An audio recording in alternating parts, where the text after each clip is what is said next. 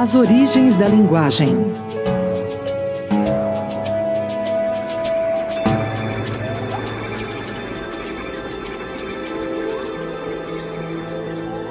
Há 2 milhões de anos, forçados por várias restrições, os primeiros humanoides saíram do continente africano e rapidamente se espalharam pelos 4 cantos do globo. Homo habilis, o homem de Pequim, Homo antecessor, Neandertal. Durante a exuberante profusão evolutiva, surgiu um dia na África, há 100 mil anos, o Homo sapiens, um humanoide com o dom da fala. Mas terá sido ele o primeiro a falar? Os pesquisadores de todas as disciplinas hoje em dia contestam essa ideia amplamente aceita e investigam nosso primo mais próximo, o homem de Neandertal, que apareceu na Europa há uns 300 mil anos. Caçador incansável e fora do comum, o homem de Neandertal não aparece mais como um espécime humano imperfeito. Será a ideia de o homem de Neandertal falar ainda inconcebível?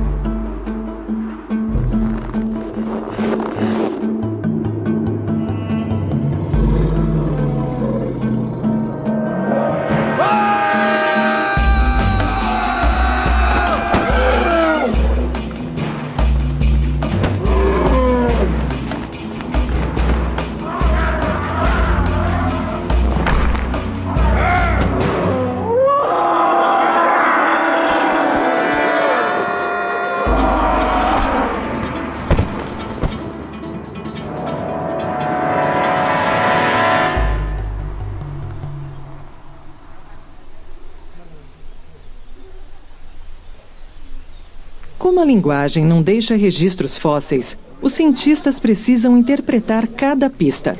Para saber se o homem de Neandertal falava, eles formam hipóteses baseadas em pistas deixadas por atividades, como a caça. Aqui, os homens de Neandertal se juntaram para transportar pedaços de carne de rena e extrair o máximo possível de comida. Eles removiam as partes macias, os músculos. Quebravam ossos para aproveitar o tutano amarelo rico em gordura. Esmagavam as extremidades das articulações para obter tutano vermelho, rico em sangue que guardavam próximo ao local de origem. Era como se fosse um matadouro do período paleolítico médio. Tal operação exige uma linguagem em comum, já que é preciso se comunicar com os outros que estariam envolvidos no mesmo tipo de trabalho. Também é importante poder conversar com os outros do grupo sobre a estocagem de comida, uma atividade altamente especializada. A ideia de preservar comida para o consumo futuro. Trata-se também de uma atividade altamente especializada por envolver o meio ambiente com o qual estão perfeitamente familiarizados. Tudo isso indica que esses povos tinham habilidades cognitivas muito semelhantes às nossas. E essas habilidades cognitivas, em minha opinião, sugerem habilidades linguísticas de uma complexidade muito similar. Bruno Morrey levanta essa hipótese, porque cientistas que estudam o homem de Neandertal o consideram mais evoluído e mais semelhante a nós do que se pensava originalmente.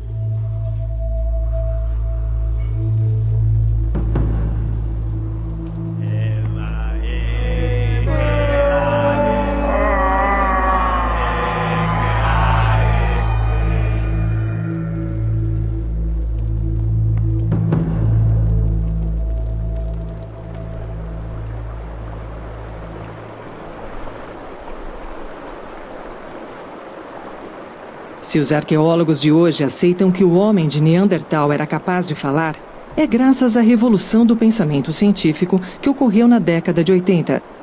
Jean-Louis Hem, um pesquisador do Museu Nacional de História Natural de Paris, deu o primeiro passo. Em 1981, ele começou a restaurar o crânio de um homem de Neandertal de 50 mil anos, descoberto no começo do século XX. Esse crânio é muito importante. Por causa dele, os cientistas concluíram que o homem de Neandertal era incapaz de falar. Mas uma surpresa estava por vir. Tout ce qui a été étudié avant ma constitution Tudo o que foi estudado antes da minha reconstituição causa certo problema. Mas nós não tínhamos dados verdadeiros. A base do crânio fica numa posição muito horizontal, o que leva você a pensar que a posição é mais parecida com a de um macaco. Dando margem a uma controvérsia que surgiu há 30 anos e dizia que os neandertais não usavam linguagem falada. Essa reconstituição joga por terra todas essas ideias e demonstra que, com a base do crânio inclinado, como nos humanos de hoje, a habilidade de fonação é possível, já que agora existe um mecanismo alinhado à postura corporal e tudo mais. Portanto, existe uma relação explícita entre a posição do corpo e a posição da cabeça no topo da coluna vertebral, uma consequência direta da condição bípede.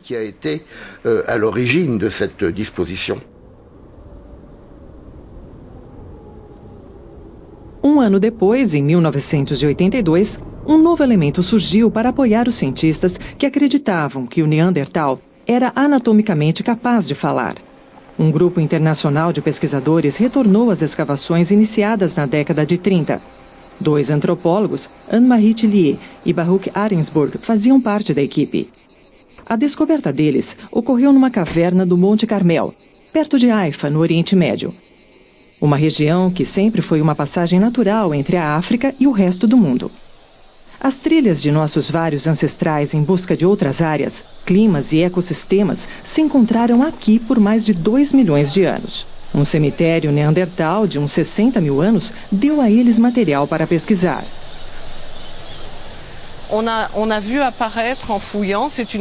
Durante a escavação, na verdade foi um colega quem achou os primeiros elementos. Nos deparamos com ossos humanos. Conforme removemos a terra, descobrimos um esqueleto inteiro, intacto, com todas as conexões anatômicas. Foi uma descoberta fantástica, porque foi o primeiro esqueleto da época e continuou sendo por mais de 25 anos.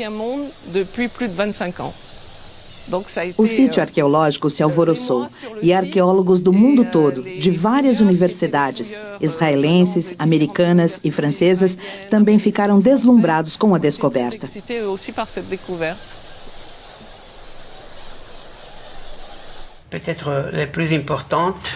Talvez a descoberta mais importante tenha sido este ossinho, oioide. Pela primeira vez, ele foi encontrado num espécime humano muito antigo. O oioide é a base da fonação.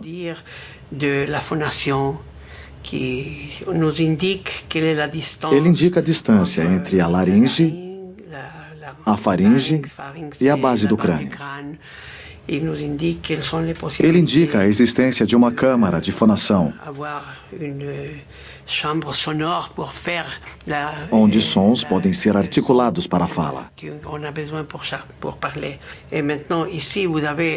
Esta é a mandíbula, o maxilar inferior. Ele possui uma relação direta com o osso hioide. Eles ficam assim, quase paralelos um ao outro. De posse do hioide e da mandíbula, consigo calcular a exata relação entre esses dois componentes anatômicos. Consigo calcular, já que sabemos a altura da mandíbula, a distância entre a base do crânio e o ossinho hioide. Essa foi a primeira descoberta. Ela fez com que alguns de nossos colegas, que associavam a origem da linguagem diretamente ao que consideramos o homem moderno, mais especificamente os homens do Alto Paleolítico, que também descobriram a arte, reconhecessem que antes do advento da pintura rupestre, ou qualquer outra, já existia linguagem articulada. Desde então, colegas espanhóis descobriram ossos hioides no sítio Cima de los Huesos, perto de Atapuerca, permitindo a confirmação, nesse sítio, em camadas que datam 500 mil anos de acordo com os resultados de datação mais recentes publicados, que o osso hioide já fazia parte da morfologia humana moderna, ou seja, em fósseis humanos anteriores ao homem de Neandertal. Eles ainda não faziam parte da família dos Neandertais. A possibilidade de fala acabara de dar um salto gigantesco de 400 mil anos no tempo, anterior ao período Neandertal. Se tanto o Homo sapiens quanto o homem de Neandertal podem falar, existe uma chance que o Homo ergaster, seu ancestral comum no processo evolucionário, também tenha tido o dom da fala. De repente, demos um salto gigantesco de quase 2 milhões de anos. Para levar a investigação ainda mais longe, Jean-Louis Hem, que restaurou o crânio no Museu Nacional de História Natural, pediu a ajuda de Louis-Jean Bouet, um perito em fala. Eles queriam confirmar que o canal de fonação do Neandertal permitia a produção de uma grande variedade de sons que produzimos ao falar. Louis-Jean Bouet pôde responder à pergunta graças a um modelo virtual que ele fez da câmara de fonação do Neandertal. Até hoje, existe uma teoria muito aceita que macacos, bebês e neandertais não falam porque a faringe deles é muito estreita. Hoje, porém, as pesquisas indicam que, primeiro, o canal de fonação de um macaco ao nascer é exatamente igual ao de um bebê humano. Só que o bebê, a partir dos 7 meses, vai rapidamente começar a balbuciar e logo falar. A partir dos 4, 5 meses, um bebê é capaz de modular a voz assim que a laringe acaba de se desenvolver. É como se ele fosse feito para a linguagem. Nós já até demonstramos que o canal de fonação de um macaco adulto, um chimpanzé adulto, pode produzir todos os sons existentes em todas as línguas do mundo. Mas nenhum chimpanzé é capaz de falar. Então, se o chimpanzé não fala, não é por causa do canal de fonação, e sim por não controlar o canal de fonação, e devido à inabilidade de associar gestos com sons e significados.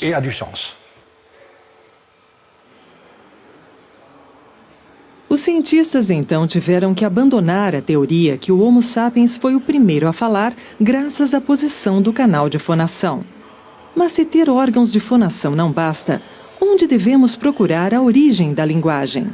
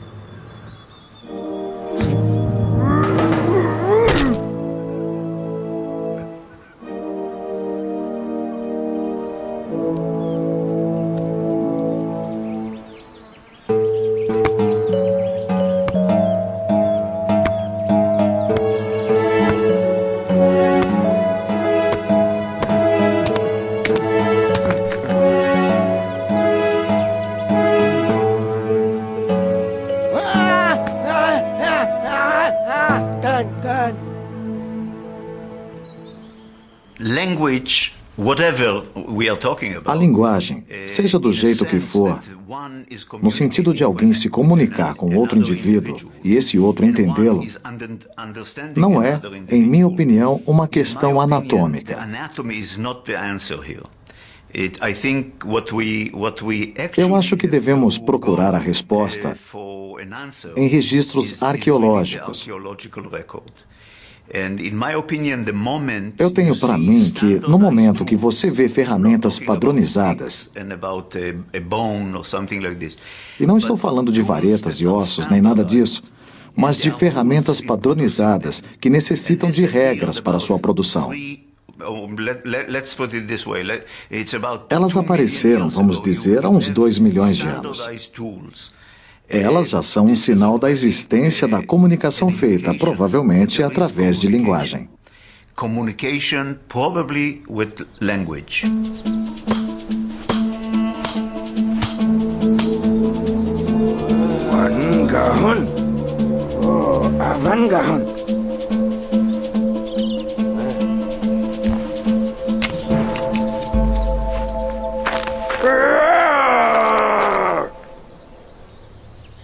Qui dit technologie complexe dit apprentissage, dit transmission. Tecnologia complexa implica aprendizado, que implica em transmissão de conhecimento. É difícil de acreditar que o conhecimento, tão sofisticado e complexo, possa ser transmitido através de grunhidos e ações. Podemos, na verdade, supor um desenvolvimento bem precoce de uma linguagem articulada. Isto é um raspador. Um raspador que você segura na mão e deve ter sido uma boa ferramenta de corte. Mas não quero chamar sua atenção para a ferramenta, e sim para o material. Na área ao redor do sítio arqueológico, a matéria-prima, o sílex, é de péssima qualidade. Não é fácil de lascar e não é uma boa base para produzir uma ferramenta adequada. Porém, a mais de 30 quilômetros dali, existem depósitos de sílex, como este, que produzem ferramentas ótimas. Os neandertais notaram a diferença entre as duas fontes de sílex. Eles viajaram os 30 quilômetros para buscar o sílex de boa qualidade. Eles armazenaram o sílex de boa qualidade e quando ele perdia o fio, eles afiavam. É claro que a ferramenta ficava menor conforme eles afiavam. Eles lascavam a ferramenta até não poder mais usar. Para mim, isso revela uma capacidade de compreensão muito complexa.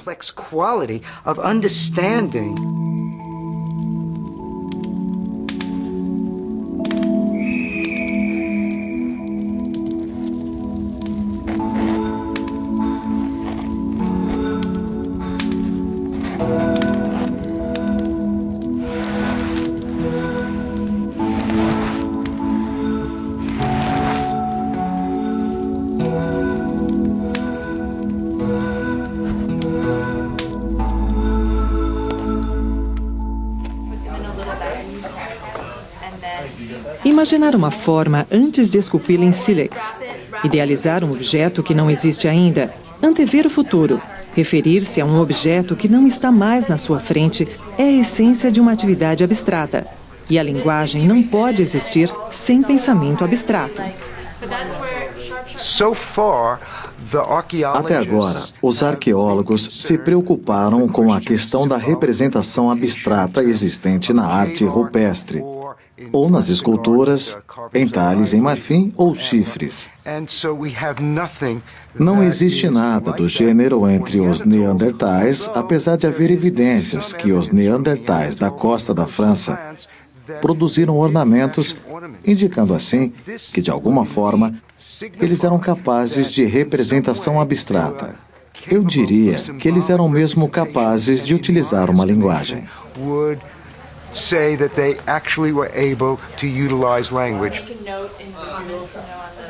Procurar a origem da linguagem implica estudar os traços do pensamento abstrato. É isso que Francesco De Rico estuda pelo mundo afora. Há 10 anos, acreditávamos que os primeiros objetos decorativos criados pelo homem tinham sido produzidos por humanos, como nós, que chegaram à Europa uns 40 mil anos atrás, para substituir os últimos neandertais. Sabemos hoje em dia que os primeiros objetos decorativos foram, na verdade, usados no sul e no norte da África e no Oriente Próximo, há pelo menos 100 mil anos. Essas conchas foram selecionadas, colhidas na praia, perfuradas, pintadas e usadas. Temos então a prova de um desejo evidente de modificar a imagem corporal para transformá-la num símbolo que transmitisse uma informação específica a membros do grupo ou de grupos vizinhos de pessoas.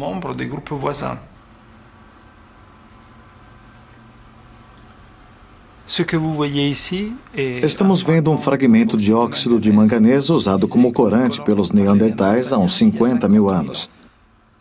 Na tela, podemos ver ranhuras oblíquas, ligeiramente mais oblíquas que o eixo da faceta. Os neandertais fizeram ranhuras friccionando o corante contra um fragmento de arenito. Encontramos fragmentos de arenito no mesmo sítio arqueológico que ainda guardam traços dessa fricção na forma de um ponto negro. Que uso davam a ele? Devido a uma análise microscópica do corante e um exame de aspereza da superfície da faceta, achamos que os corantes, depois de uma fricção inicial, devem ter sido aplicados a uma superfície macia, tal como pele humana ou animal, talvez para produzir pinturas corporais.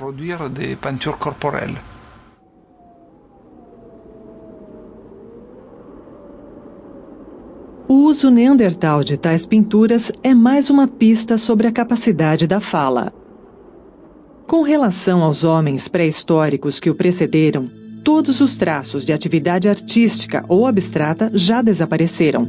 Os arqueólogos possuem alguns raros ossos e esqueletos para continuar as investigações. Mas como é possível ver as pistas do processo evolutivo que possibilitaram o pensamento humano e a linguagem em crânios fósseis de onde o cérebro desapareceu? As pistas existem, mas às vezes é preciso ler nas entrelinhas, como as marquinhas deixadas pela sinuosidade do cérebro dentro do crânio, como explica Alan Mann. Na parte de trás do cérebro, existe um pequeno sulco em forma de meia-lua, chamado sulco meia-lua, ou sulco lunatus.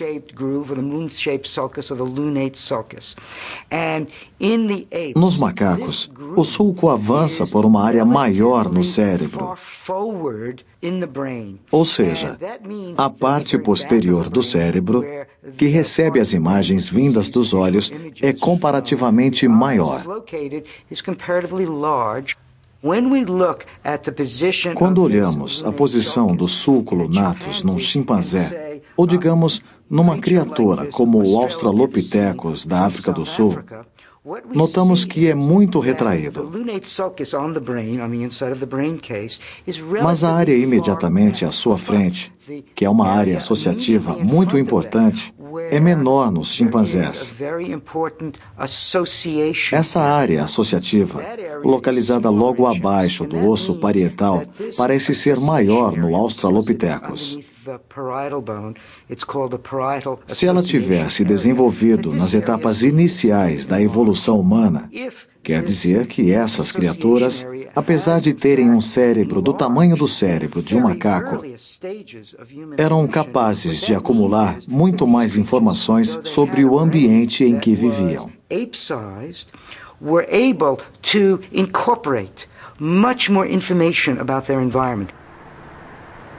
Alan Mann acredita que algum tipo de pensamento associativo começou a se desenvolver durante as etapas iniciais da evolução humana e que tudo o que nos torna seres humanos modernos começou a aparecer com Australopithecus há uns 4 milhões de anos.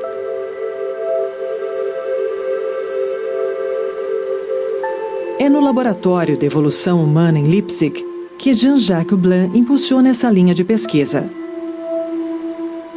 Usando um scanner, ele compara o crescimento dos crânios dos primeiros hominídeos ao do homem moderno, da infância à vida adulta. Visualizando assim, em 3 dimensões, o modo como o cérebro de uma criança se desenvolve, na esperança de revelar o papel desempenhado por mecanismos de crescimento na aparição da linguagem. O homem nasce com um cérebro minúsculo, cerca de 1/4 menor que o cérebro de um adulto. É cerca de 70% menor que o de um macaco e 40% menor que o de um chimpanzé. Mais uma vez, sabemos que o desenvolvimento do cérebro humano, depois do nascimento, deve ter desempenhado um papel essencial em nossa habilidade de desenvolver uma linguagem complexa. Por quê? Porque a maioria das conexões cerebrais se desenvolve enquanto a pessoa interage com o meio ambiente, com os pais, com o grupo social, etc. A pergunta é por que essa característica é diferente no homem. Achamos que as fêmeas hominídeas eram muito limitadas na capacidade de desenvolver bebês com um cérebro grande ao nascer, porque não possuíam a energia necessária para manter o próprio cérebro funcionando se o cérebro do feto tivesse, por exemplo, 70% do tamanho do cérebro de um adulto.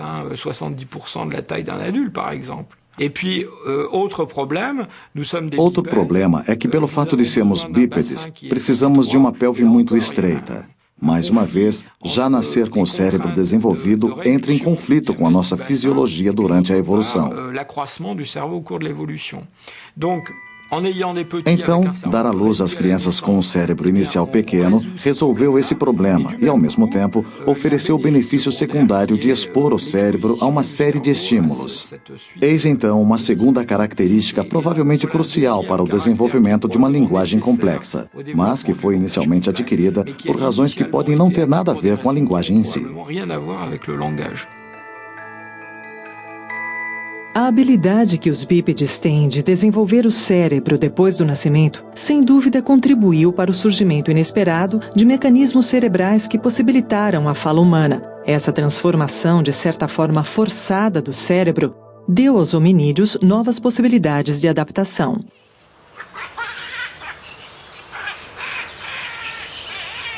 Por incrível que pareça, foi o campo da psicologia que trouxe a questão da origem da linguagem de volta ao primeiro plano. Ao observar primatas, um psicólogo se surpreendeu notando que certas espécies de macacos usavam principalmente a pata direita para se comunicar com sua espécie. A mão direita é controlada, como no exemplo desses primatas, pelo hemisfério esquerdo do cérebro, que sabemos há muito tempo ser a localização das áreas de linguagem em humanos.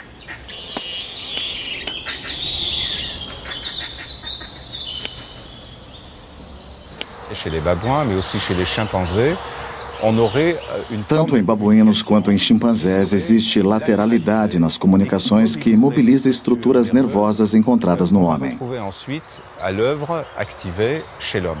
É interessante notar que a mobilização da comunicação gestual parece não se equivaler à comunicação vocal.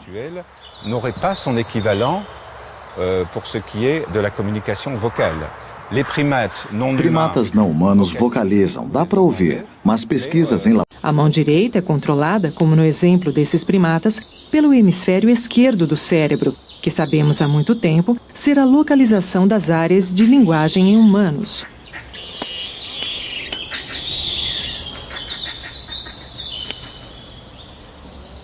Chez les babouins, mais aussi chez les chimpanzés, tanto em babuínos quanto em chimpanzés existe lateralidade nas comunicações que mobiliza estruturas nervosas encontradas no homem.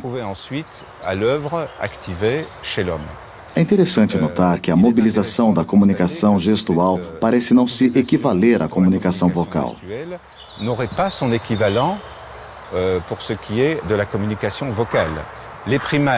Primatas não humanos vocalizam, dá para ouvir, mas pesquisas em laboratórios e na área indicam que a emissão vocal não possui lateralidade no cérebro, enquanto a comunicação gestual é claramente lateral. Alors que la communication gestuelle semble l'être de façon beaucoup plus évidente.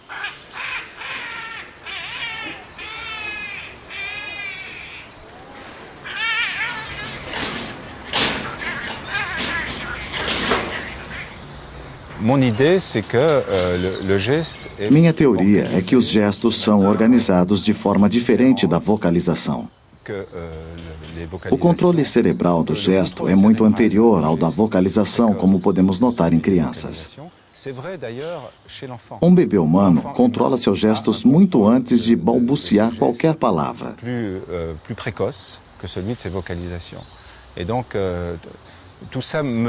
Tudo me leva a apoiar a ideia de que o sistema gestual desempenha um papel crucial no longo processo que leva à linguagem.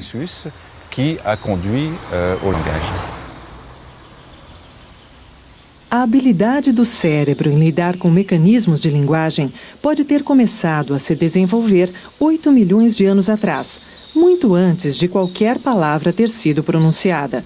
Pode ser que o uso da mão direita para a comunicação esteja por trás do motivo de o hemisfério esquerdo do cérebro se especializar na linguagem. É exatamente no hemisfério esquerdo que são encontradas as duas áreas responsáveis pela linguagem: a área de Broca, que comanda a produção de linguagem, e a área de Wernicke, que é responsável pela compreensão da linguagem. As duas áreas estão conectadas por um corredor neural chamado arquade fascículos. Se essa hipótese-là é vraie, se a hipótese for verdadeira, então a linguagem de sinais deve possuir uma importância específica, já que as áreas do cérebro que nos permitem entender o que ouvimos, as áreas de Broca e Wernicke trabalhando juntas, devem ter sido, a princípio, as áreas que possibilitaram entender o movimento de um sinal e interpretá-lo. Isso deve ter evoluído até a compreensão dos sons de uma língua. Então formulamos a hipótese que, se fosse verdade, ao apresentar a linguagem de sinais a alguém que não compreendesse, deveríamos ver as áreas de compreensão serem ativadas. Foi o que tentamos. Convidamos pessoas para assistir a uma história na linguagem de sinais ou a uma história em linguagem falada. Pode abrir os olhos agora. Vou botar você no túnel. Graças ao mapeamento cerebral, em que ela é uma das pioneiras na França, Nathalie Tsurio e sua equipe de pesquisadores puderam ver em tempo real a atividade cerebral durante várias exposições linguísticas. Vamos dar início à primeira sequência. Você vai ver uma pessoa na tela contando uma história para você. Era uma vez uma ave que carregava uma mala enorme. As áreas usadas pelo cérebro para ler, interpretar e entender a linguagem falada se ativaram durante a experiência. Não é o que ocorre se a pessoa é exposta a um conto em língua estrangeira que não compreende. Anik, agora você vai ver uma pessoa contar uma história, mas desta vez vai ser em linguagem de sinais. Apesar de a pessoa não entender a linguagem de sinais, são as mesmas áreas usadas pelo cérebro para ler e interpretar a linguagem que entram em ação, mas não são apenas elas. Enquanto via a história ser contada na linguagem de sinais, o cérebro ativou as áreas de compreensão linguística com a mesma intensidade. Podemos então pensar que é mais um argumento a favor da hipótese de que a linguagem se desenvolveu a partir dos gestos e que são, de fato, essas regiões que tornaram possível a decodificação dos gestos e a apreensão de algum significado e se tornaram as regiões da compreensão da linguagem. Portanto, o significado, sua integração, a formulação e a transmissão formam um núcleo comum, não importando se é linguagem de sinais ou até uma pantomima. Não é impressionante conseguir ler um traço indelével em nosso cérebro de uma atividade que remonta a mais de 4 milhões de anos?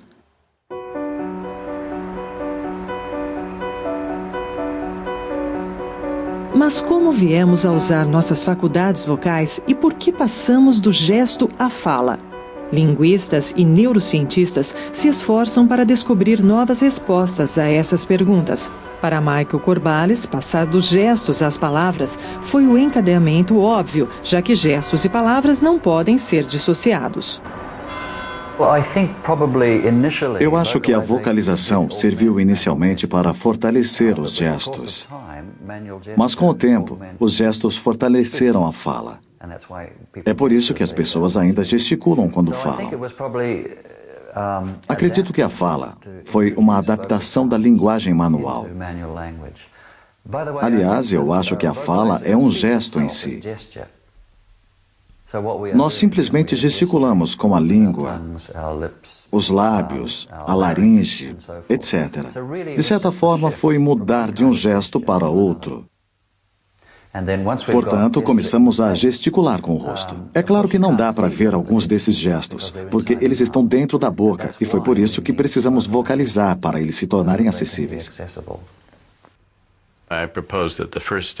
Eu propus que o primeiro passo em direção à linguagem teria sido a habilidade de reencenar um evento, que é um ato abstrato em si. É preciso não só perceber o evento, como também transformá-lo no cérebro de forma a repeti-lo em seus músculos, em seus movimentos. Para conseguir isso, o cérebro só pode fazer uma coisa: mexer os músculos. Como não é possível criar desenhos em seus músculos, em seu rosto, em sua voz, em seu corpo para representar um evento que você presenciou, não há como transmitir o conhecimento para fora do seu cérebro para outra pessoa. Então, o primeiro passo, a meu ver, foi a mímica, a habilidade de encenar eventos.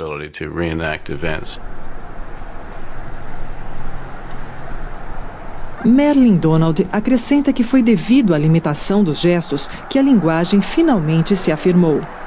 Uma das características do homem é criar um ambiente técnico e simbólico que obriga a superação de si mesmo. Nos vemos realizando feitos que não fomos criados para fazer. Foi a própria cultura que nos fez explorar um potencial que até aquele momento tinha ficado adormecido em nossos cérebros. A busca pela origem da linguagem nos leva a nosso interior. Como as palavras apareceram nas interações entre seres humanos? Bruno Falessar, psiquiatra e estatístico, nos leva para vivenciar seu nascimento. Eu vejo uma árvore e a reconheço como tal, mas nem todas as árvores são iguais. Então, o cérebro humano classifica ao reconhecê-la. Ele se lembra e associa uma forma a uma série de formas que se parecem com ela.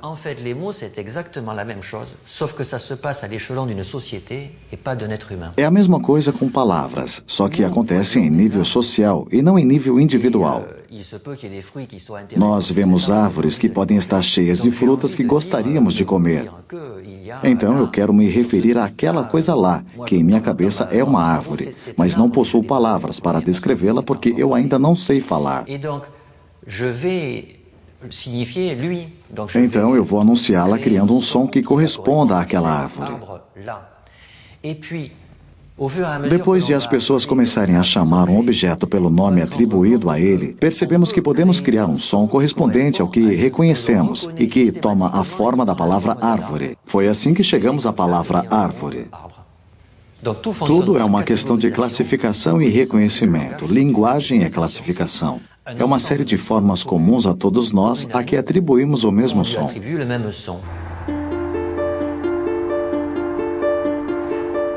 Um psicólogo americano, Derek Bickerton, postulou o próximo passo, que ele chamou de protolinguagem. É uma linguagem que preenchia as necessidades de construção de ferramentas, caçadas, como a linguagem de uma criança de 18 meses, sem gramática, que consistia numa combinação de gestos, entonações e palavras. Um modo de expressão que pode ter existido mais de 1 milhão de anos antes de o Homo sapiens inventar a linguagem. Mas o linguista Denis Bochart não acredita que tenha demorado tanto para o próximo passo aparecer. Basta ter uma palavra para cada situação que queremos expressar. É claro que isso se torna rapidamente impossível, já que o cérebro não pode armazenar todas elas. Nosso sistema de percepção não permite que tantas diferenças sutis possuam um número infinito de elementos. Resultado, começamos a combinar. É aí que a sintaxe entra em cena. A sintaxe simplesmente combina elementos relativamente genéricos. Palavras têm significados relativamente genéricos, mas ao combiná-las, formamos um efeito funil e conseguimos expressar o que queremos. Mas a sintaxe não vai levar 1 milhão de anos para aparecer, uma vez que todos os elementos já estão lá. A pressão evolucionária para comunicar tais elementos já se faz presente. Então, podemos ir facilmente de uma proto-linguagem bruta com poucas palavras para uma linguagem com sintaxe em menos de uma geração.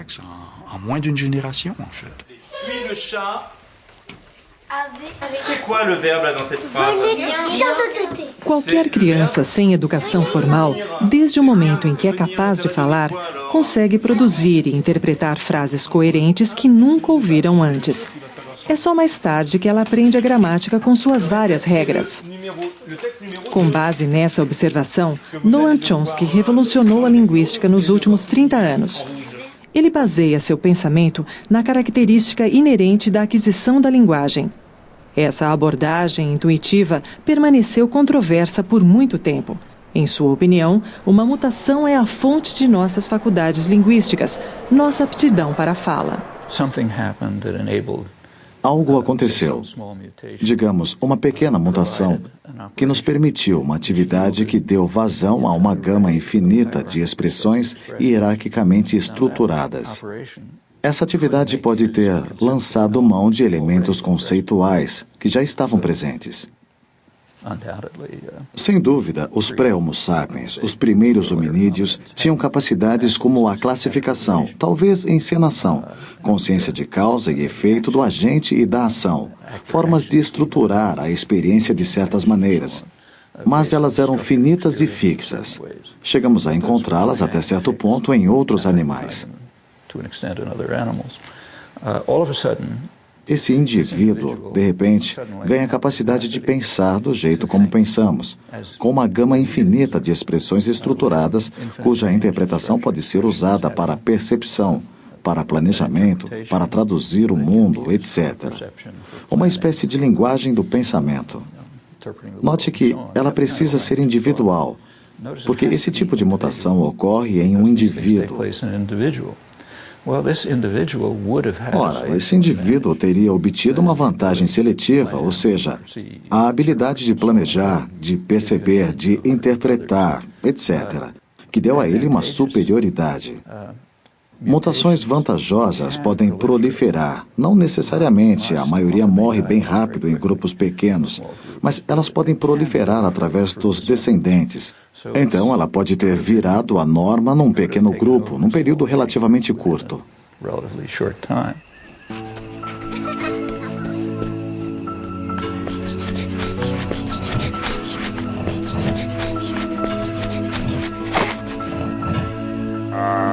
Veste Panvan. Aite Avandanyat Eteho. Aya. Evenhano. Etehega.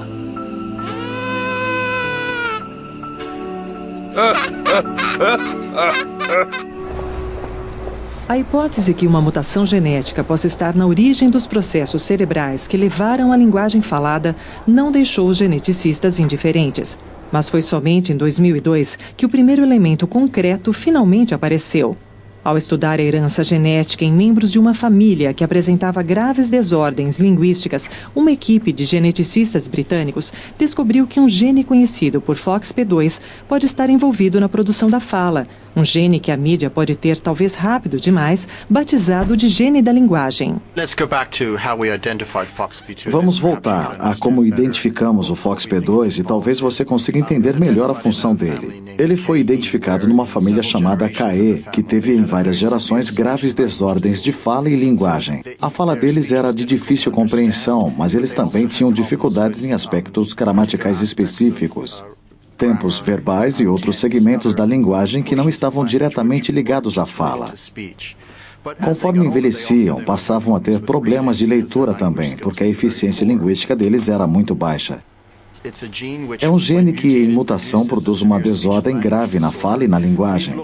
Pesquisamos outras formas mais comuns de distúrbios linguísticos e não vimos muitas evidências que esse gene aumente a tendência a distúrbios comuns, mas ele nos permite começar a compreender como outros genes são regulados pelo FOXP2 no desenvolvimento cerebral.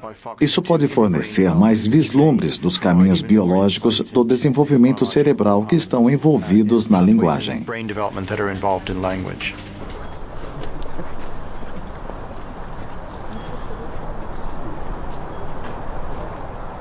Paleogeneticistas começaram a conduzir pesquisas para descobrir exatamente quando essa versão do gene FOXP2, exclusivo do homem, fez sua aparição. Foi Johannes Krauss de Leipzig quem descobriu que o homem de Neandertal também carregava esse gene. Um fato que com certeza significava que seu ancestral, o Homer Gaster, já possuía o gene há 2 milhões de anos. Seria muito interessante, já que sabemos que o Neandertal possuía o mesmo gene FOXP2 do homem moderno, voltar mais ainda no tempo e ver o tipo de hominídeo e DNA excêntrico que causou a aparição do gene. Infelizmente é impossível, porque os restos dos australopitecos, por exemplo, são em sua maioria velhos demais. O DNA se mantém por poucas centenas de milhares de anos, mas não podemos voltar a milhões de anos. Outro problema é que muitos desses restos vêm de zonas climáticas quentes, da África, por exemplo, ou próximas do Equador. E sabemos que altas temperaturas e climas secos são ruins para a preservação do DNA. Alguns não podem ser estudados porque, infelizmente, estão decompostos e já muito velhos. A genética confirma, então, que os hominídeos eram capazes de falar. Aqui as ciências sociais e exatas se juntam. O acúmulo de evidência nos permite datar as origens da linguagem em 2 milhões de anos. Mon impression, c'est que Minha impressão é que isso aconteceu numa hora em que tudo colaborou para que fosse possível. Primeiro, havia um grupo de animais com um senso de vida comunitária altamente desenvolvido, para o qual uma ferramenta que lidasse com a comunicação seria muito importante para a sobrevivência dele. Segundo, tínhamos os órgãos necessários para essa função. Então, para falar, poder vocalizar sons, é preciso uma laringe e tudo mais. Talvez tenhamos dado a sorte de ter um cérebro bem desenvolvido e muito maleável. Imaginamos que, graças à combinação desses três fatores, a linguagem tenha nascido.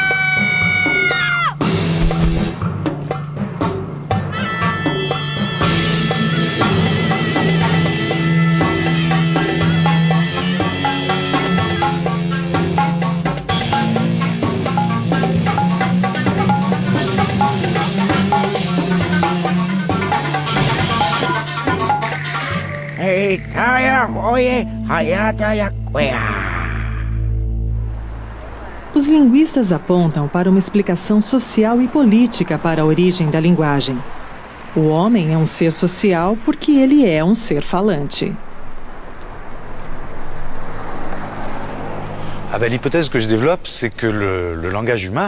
A hipótese que defendo é a de a linguagem humana ter surgido exatamente de uma função não muito diferente da que vemos no antigo teatro grego.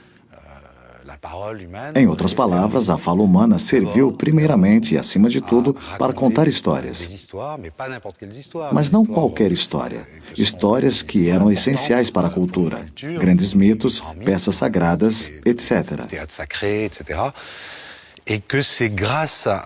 Foi graças a essas histórias que as sociedades humanas conseguiram estabelecer uma cultura, um estilo de vida, etc. Uma cultura que, de certa forma, conseguiu se desvencilhar da biologia através da explicação de suas regras, graças à linguagem.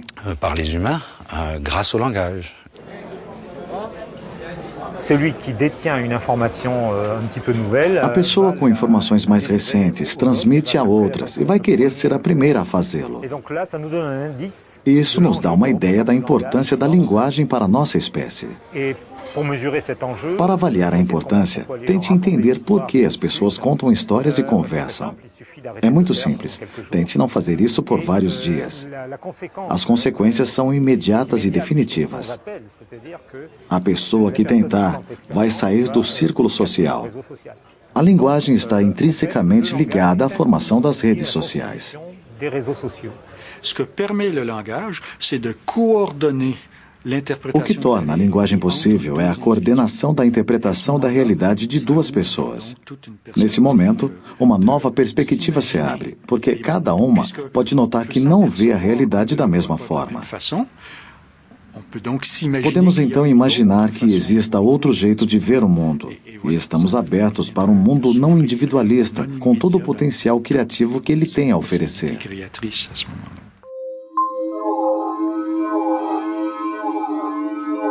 É a vez de a inteligência artificial oferecer novas experiências para a compreensão da linguagem. Robôs que enxergam, se posicionam no espaço, produzem sons e tentam coordenar sua interpretação da realidade.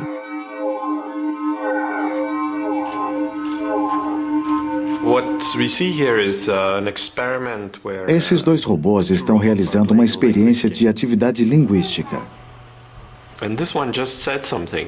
Um deles acabou de dizer uma palavra que representa um dos objetos do mundo, e o outro está apontando para o objeto que ele acredita ter sido nomeado. Este aqui está dando uma resposta, dizendo que aquele não era o objeto em mente. Agora, ele vai apontar para o objeto em que ele pensou e dizer, foi isso que eu quis dizer. O outro robô está olhando.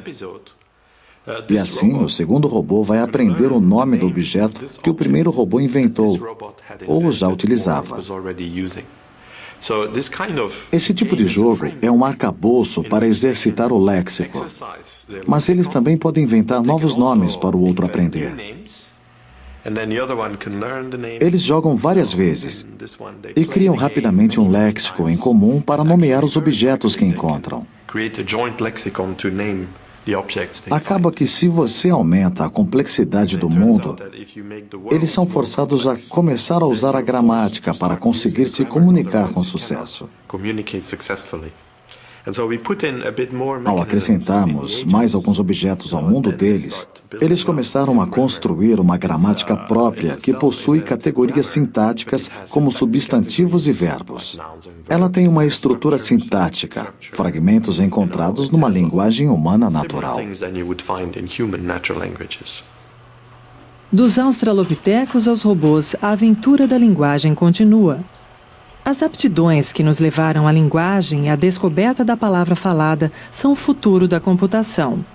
Depois de milhões de anos, graças à gigantesca viagem através da história da humanidade, somos forçados a encarar o futuro. Talvez estejamos diante de um novo marco, onde nossos meios de comunicação fiquem, graças aos computadores, cada vez mais independentes do cérebro humano. Será que memória, linguagens e redes de computador estão nos levando em direção a uma nova etapa evolucionária?